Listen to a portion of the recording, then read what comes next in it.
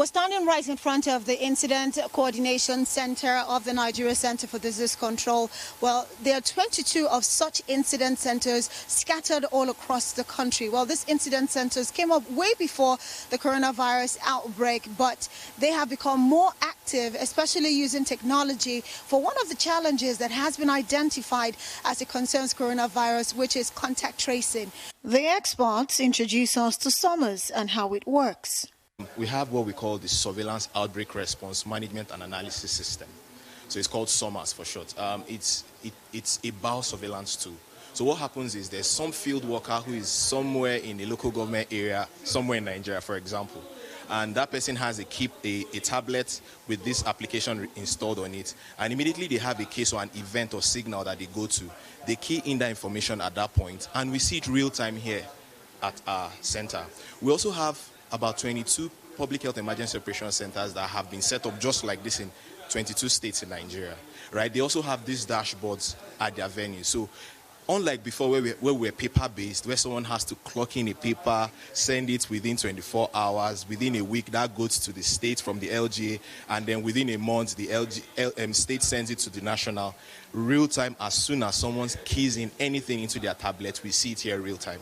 SOMAS is a technology that uses internet for real-time update.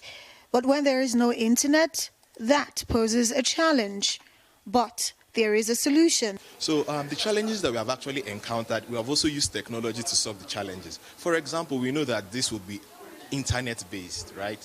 So, but the technology is now also able to capture offline events. So when there is no internet, you key in that information. Once you have access to internet, it comes up on our dashboard. So it's just that delay between when there was no internet to when you have internet that we can have that information, because the idea is to achieve real-time biosurveillance. About 10% of contacts being traced sometimes provide the wrong information, thereby making it difficult for samples to be collected. There have been such, and we have tried to go back to find those numbers, and those are just situations that you would often not be able to help. So, and I think the last time we did some analysis, it was a fraction, say it was less than 10% or so of the numbers that we had gotten.